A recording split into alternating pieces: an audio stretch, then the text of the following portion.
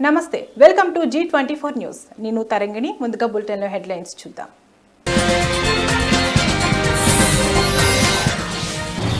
కల్వకుంట్ల కవిత సంచలన వ్యాఖ్యలు. బీఆర్ఎస్ ను బీజేపీలో విలీనం చేసే కుట్ర జరుగుతోందని ఆగ్రహం.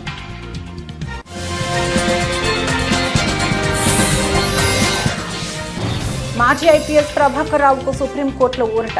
ప్రభాకర్ రావుకు పాస్పోర్ట్ ఇవ్వాలని కోర్టు ఆదేశం.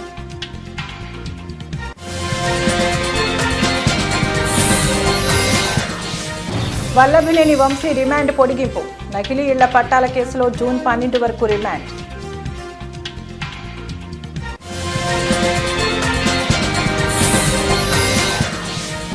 వాయుగుండంగా మారనున్న అల్పపీడనం.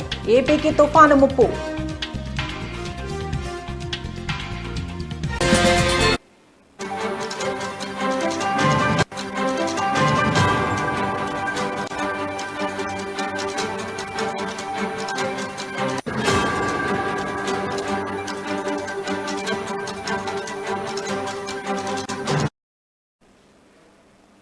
రాష్ట్రంలో కొత్త పార్టీ పెడతారనే ఊహాగానాల నేపథ్యంలో ఎమ్మెల్సీ కవిత జోరు పెంచారు. బీఆర్ఎస్లోని అగ్రనేతలే టార్గెట్గా ఆమె విమర్శనాస్త్రాలు సంధించారు. ఇవాళ కవిత మీడియాతో చిట్చాట్తో మాట్లాడారు. దేశం బయట సోషల్ మీడియా, మొబైల్ ఫోన్లు పెట్టుకుని తనపై కొందరు కుట్రలు చేస్తున్నారని ఆరోపించారు. ఆ తెలివితేటలు ప్రతిపక్షాలపై చూపించాలని, తనపై కాదని హితవు పలికారు. తనకు నీతులు చెబుతున్న వాళ్లంతా రాష్ట్రంలో నీళ్ల వివాదంపై మాట్లాడితే బాగుంటుందని ధ్వజమెత్తారు. ట్విట్టర్లో ట్వీట్లు చేస్తే సరిపోదని, క్షేత్రస్థాయిలోకి వెళ్లి ఉద్యమాలు చేయాల్సిన అవసరం ఉందని కేటీఆర్ను ఉద్దేశించి కామెంట్ చేశారు. ఆడబిడ్డ మీద పెయిడ్ ఆర్టిస్టులతో మాట్లాడిస్తే ఏం రాదని, తాను అసలే మంచిదాన్ని కాదని, నోరు విప్పితే తట్టుకోలేరని స్ట్రాంగ్ వార్నింగ్ ఇచ్చారు. కేసీఆర్ను కొందరు తామే నడిపిస్తున్నామంటూ ఫోజులు కొడుతున్నారని, కేసీఆర్ను నడిపించేంత పెద్దోళ్లా మీరు అంటూ కవిత ఫైర్ అయ్యారు.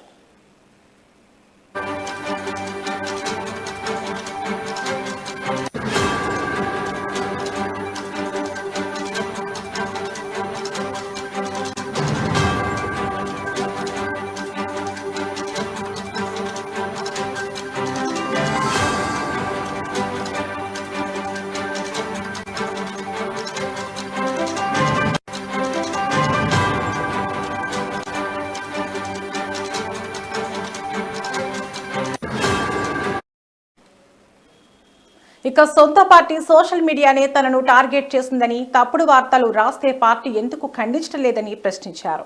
తన డిమాండ్ ఒక్కటేనని, తాను తన తండ్రికి రాసిన లేఖను ఎవరు లీక్ చేశారో చెప్పి తీరాలన్నారు. కేసీఆర్కు నోటీసులు ఇస్తే ఎందుకు నిరసనలు చేయడం లేదని అన్నారు. అదే మరో నేతకు నోటీసులు అందితే అప్పటికప్పుడు హంగామా చేస్తారని ఆగ్రహం వ్యక్తం చేశారు. తాను వాళ్లలాగా చొచ్చర రాజకీయాలు చేయనని, హుందాగా ఉండే వ్యక్తినని అన్నారు. నిజామాబాద్ ఎంపీ ఎన్నికల్లో వెన్నంటే ఉండి సొంత పార్టీ నాయకులు తనను ఓడించారని ఆరోపించారు. బీఆర్ఎస్ పార్టీని ఎలాగైనా బీజేపీలో విలీనం చేసే కుట్ర జరుగుతోందంటూ సంచలన వ్యాఖ్యలు చేశారు.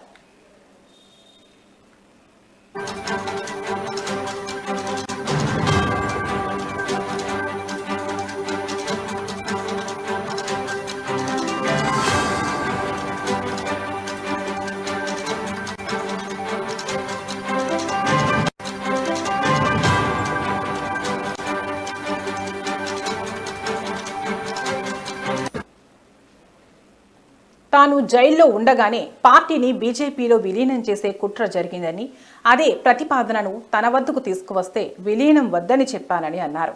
అదేవిధంగా లిక్కర్ స్కామ్లో జైలుకు వెళ్లే ముందు పార్టీకి రాజీనామా చేస్తా అని అన్నానని, కానీ కేసీఆర్ వద్దని వారించారని గుర్తు చేశారు. తాను రాసిన లేఖను లీక్ చేసిన వారిని పట్టుకోమంటే గ్రీకు వీరులు దండెత్తారని కామెంట్ చేశారు. పార్టీ చేయాల్సిన పనులు జాగృతి తరపున తాను చేస్తున్నానని అన్నారు. పార్టీలో కోవట్లు ఉన్నారని చెప్పినా ఎందుకు పక్కన పెట్టడం లేదని పార్టీ అధినాయకత్వాన్ని ఆమె ప్రశ్నించారు. బీఆర్ఎస్లో కేసీఆర్ ఒక్కరే నాయకుడని, పార్టీలో ఇంకెవరి నాయకత్వాన్ని తాను ఎట్టి పరిస్థితుల్లో అంగీకరించబోనని స్పష్టం చేశారు.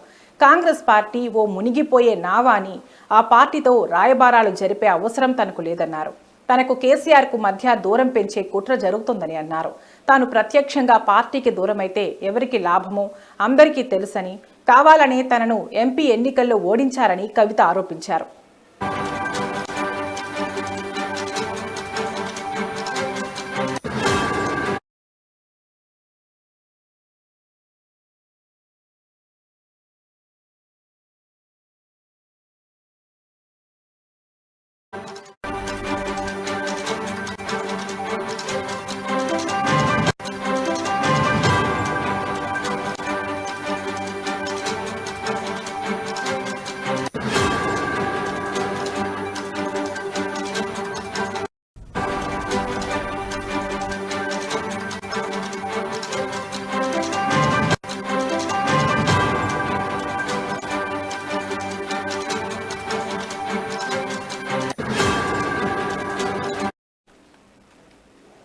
Breaking news.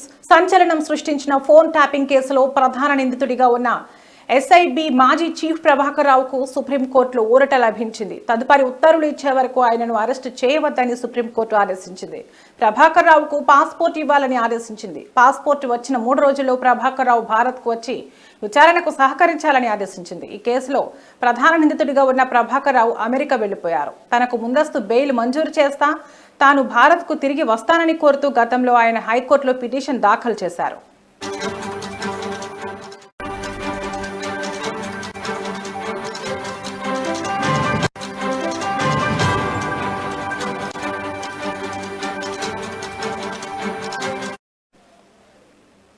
సుదీర్ఘ వాదనల తర్వాత ఆయనకు బెయిల్ ఇచ్చేందుకు మే 2వ తేదీన హైకోర్టు నిరాకరించింది.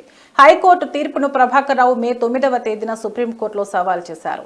తనపై చేస్తున్న ఆరోపణలు అవాస్తవాలేనని, చికిత్స నిమిత్తమే అమెరికా వెళ్లానని కోర్టుకు వివరించారు. ముందస్తు బెయిల్ మంజూరు చేస్తే దేశానికి తిరిగి వస్తానని ఆయన తన పిటిషన్లో పేర్కొన్నారు. ఈ పిటిషన్పై ఇవాళ విచారణ జరిపిన సుప్రీంకోర్టు ఆయనపై కఠిన చర్యలు తీసుకోవద్దని ఆదేశిస్తూ తదుపరి విచారణ ఆగస్టు 5కి వాయిదా వేసింది.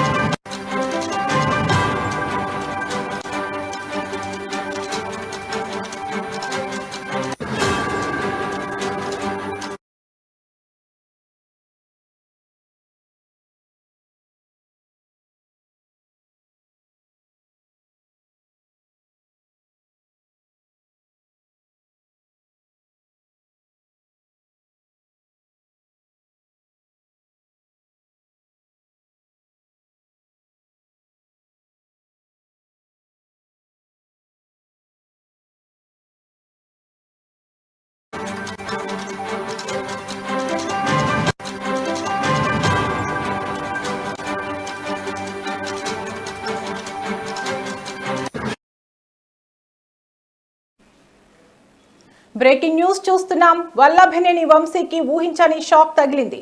వల్లభనేని వంశీ రిమాండ్ పొడిగించారు. జూన్ 12 వరకు రిమాండ్ పొడిగించింది న్యాయస్థానం. నకిలీ ఇళ్ల పట్టాల పంపిణీ కేసులో రిమాండ్ ముగియడంతో వంశీని వర్చువల్ గా న్యాయమూర్తి ముందు హాజరుపరిచారు పోలీసులు.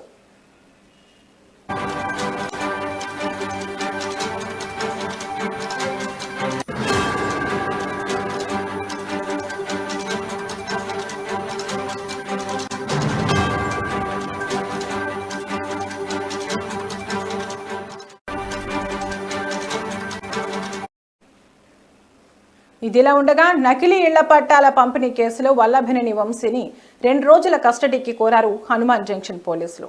ఈ తరుణంలోనే వంశీ కస్టడీ పిటిషన్పై తీర్పు వెల్లడించింది నూజివీడు కోర్టు. మరోవైపు వంశీపై మరోసారి పీటీ వారెంట్ జారీ అయింది. అక్రమ మైనింగ్ కేసులో పీటీ వారెంట్ గడువు ముగియడంతో మరోసారి దాఖలు చేశారు పోలీసులు. ఇదిలా ఉండగా వల్లభనేని వంశీ రిమాండ్ పొడిగించారు. జూన్ 12 వరకు రిమాండ్ పొడిగించింది న్యాయస్థానం.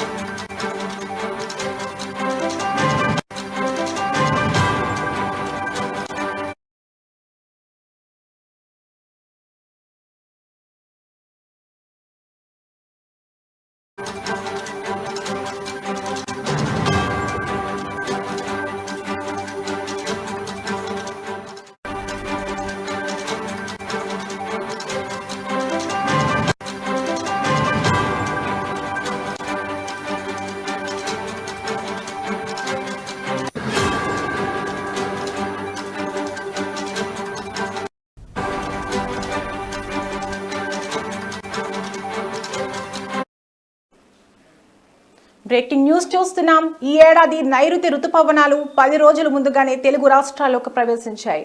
అంతేకాదు వేగంగా కదులుతూ 3 రోజుల్లోనే అన్ని జిల్లాలకు విస్తరించాయి.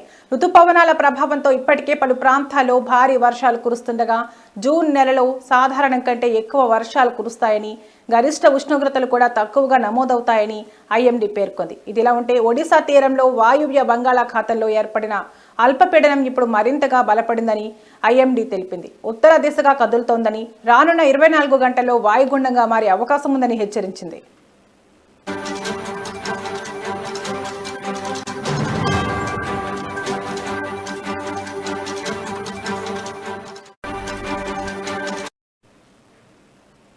ఈ వాయుగుండం క్రమంగా తుఫానుగా మారే అవకాశాలున్నాయని వాతావరణ శాఖ తెలిపింది.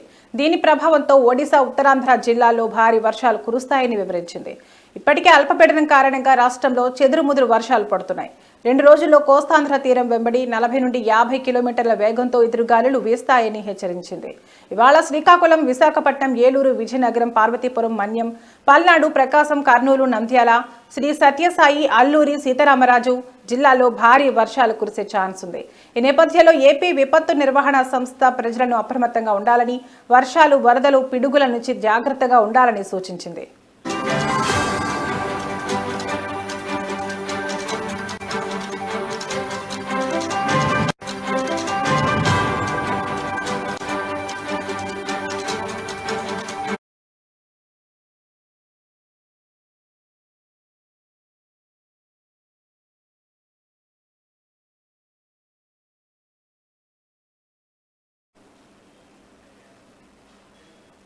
డాక్టర్ బిఆర్ అంబేద్కర్ కోనసీమ జిల్లా రావులపాలెం మండలంలో వైసీపీ కార్యాలయంలో జిల్లా అధ్యక్షులు చెర్ల జగ్గిరెడ్డి సమావేశం నిర్వహించారు. ఈ సందర్భంగా రాష్ట్రంలో కూటమి ప్రభుత్వం ఏర్పడి సుమారు సంవత్సర కాలం పూర్తయిన తరుణంలో వారు మహానాడు అనే కార్యక్రమం కడపలో ఏర్పాటు చేసుకున్నారని చెర్ల జగ్గిరెడ్డి అన్నారు. నారా చంద్రబాబు నాయుడు ఇచ్చిన హామీలలో ఏ ఒక్క మాట మీద నిలబడకుండా ఉన్నారు. కానీ జగన్ ప్రతి ఒక్క హామీని నెరవేర్చారని జనమే చెప్పుకుంటున్నారు. మహానాడు కార్యక్రమం అనేది లోకేష్ కి డప్పు కొట్టే కార్యక్రమం అన్నారు. చంద్రబాబు నాయుడు ఈ 9-10 నెలల్లో సంపద సృష్టించిన దానికన్నా చేసినప్పుడే దానికి రెండింతలుగా ఉంది అన్నారు. చేస్తున్న పనిని చెబుతూ జగన్మోహన్ రెడ్డి గారి పరిపాలన బాగుందని ప్రతి ఒక్కరి నోటంట వస్తూ ఉంటే దాన్ని చూసి వారవలైనటువంటి కూటమి ప్రభుత్వం, ముఖ్యంగా చంద్రబాబు నాయుడు గారి ప్రభుత్వం, జగన్మోహన్ రెడ్డి గారు అంటే ఉన్న భయంతోనే ఇవాళ కడపలో మీటింగ్ ఏర్పడి కడపలో మహానాడు కార్యక్రమం పెట్టారు. కడప ప్రజలకు కూడా పత్రికాముఖంగా తెలియజేస్తూ ఉన్నా, మీకు అక్కడ ఎంతమంది టీడీపీ నాయకులున్నా లేదా ఎంతమంది ఎవరో అక్కడ ఉన్నటువంటి కార్యకర్తలున్నా మీ మీద ప్రేమతో కాదు చంద్రబాబు నాయుడు గారు మహానాడు కడపలో పెట్టాడు. కడప పులిబిడ్డగా ఉన్నటువంటి జగన్మోహన్ రెడ్డి గారిని చూసి భయం వేసి అక్కడ మీటింగ్ పెట్టి ఏదో 4 మాటలు మాట్లాడి దాన్ని ప్రపంచం అంతా చూడండి మేము కడపలోనే మీటింగ్ పెట్టామని ఏదో గొప్పగా చెప్పుకుని ప్రజాభిప్రాయాన్ని మార్చడం కోసమే ఈ రకమైన తాపత్రయాలని పడుతున్నారు. ముఖ్యంగా వారు మీటింగ్ పెట్టుకుంటే మేము కూడా ఇట్లా ప్రెస్ మీట్లు పెట్టి మేము ఖండించాం. కానీ ఏదైతే మరి కడపలో రాజశేఖర రెడ్డి గారి విగ్రహం ఉంటే ఆ విగ్రహం చుట్టూ మరి ఏదైతే వారి తెలుగుదేశం పార్టీ జెండాలు, ఫ్లెక్సీలు కట్టి వారికి ఉన్నటువంటి రాక్షస ఆనందాన్ని చూసి ఈరోజు మేము ఈ పత్రిక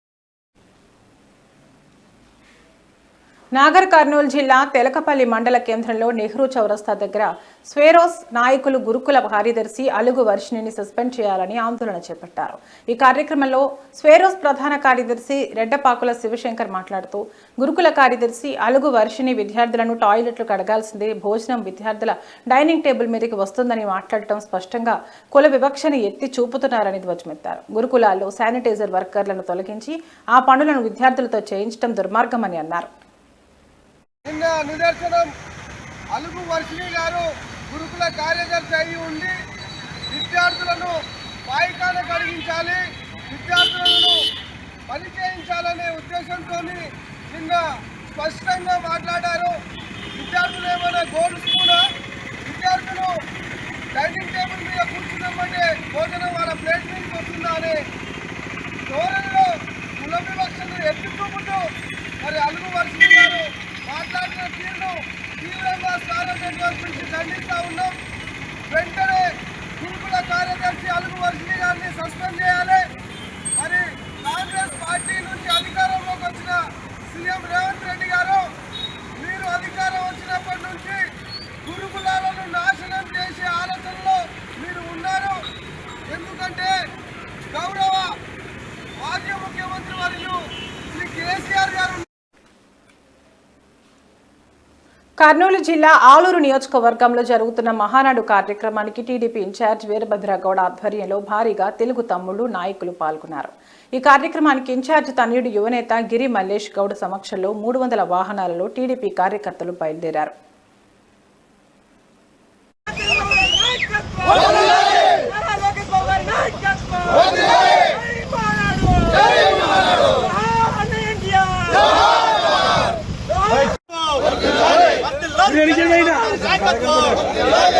వర్ధిల్లాలి లోకేష్ బాబు గారి నాయకత్వం, వర్ధిల్లాలి లోకేష్ బాబు గారి నాయకత్వం, వర్ధిల్లాలి వీరభద్ర గౌడ్ గారి నాయకత్వం, వర్ధిల్లాలి వీరభద్ర గౌడ్ గారి నాయకత్వం.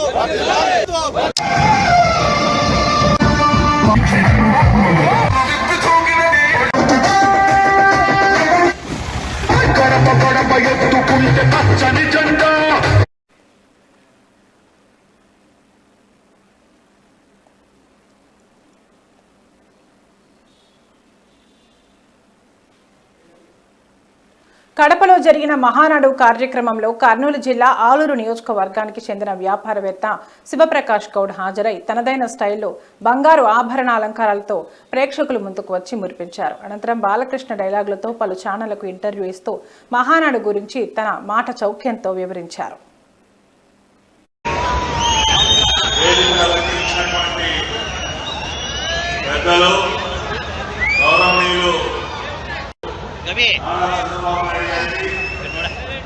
గౌరవ మంత్రివర్యులు జాతీయ పార్టీ ప్రధాన కార్యదర్శి ఆ విధంగా ఇచ్చిన మాటకి కట్టుబడి యువ నాయకులు చివరి ఈ మధ్యనే ఢిల్లీలో ఒక నెలకి ప్లాంట్ కూడా శ్రీ పద్మశ్రీ ఎన్టీ రామారావు గారు ఎక్కడో జిల్లా జన్మించి ఒక నటుడిగా ఎదిగి ఆ యొక్క నటనలో ఎంతో మరి పేరు ప్రఖ్యాతులు తీసుకొని వచ్చి తర్వాత వారు మరి ఈ యొక్క రాజకీయంలోకి వచ్చి కీర్తి విశాఖలో మళ్ళీ మన ఆంధ్రదేశమే కాదు, మన ఢిల్లీ కాదు, దేశం నలుమూలల నుంచి దాటి సప్త సముద్రాలు దాటి ఢిల్లీ నుంచి ఢిల్లీ వరకే కాకుండా ప్రపంచ ప్రఖ్యాతులను తెలుగు జాతిని పరిచయం చేసే వ్యక్తి నందమూరి తారక రామారావు గారు. ఇంకొక విషయం చెప్పదలుచుకుంటే మరి నందమూరి తారక రామారావు గారు ఆయన పార్టీ పెట్టి 9 నెలల్లోనే మరి పార్టీ స్థాపించి తిరుమల శ్రీ వెంకటేశ్వర స్వామి వారిని ప్రముఖ సినీ కథానాయకి శ్రీయా శరణ్ దర్శించుకున్నారు. గురువారం ఉదయం శ్రీవారిని సుప్రభాత సేవలో దర్శించుకుని మొక్కులు చెల్లించుకున్నారు. దర్శనానంతరం ఆలయ రంగనాయకుల మండపంలో వేద పండితుల వేద ఆశీర్వచనం అందించగా ఆలయ అధికారులు పట్టు వస్త్రంతో సత్కరించి తీర్థ ప్రసాదాలు అందజేశారు.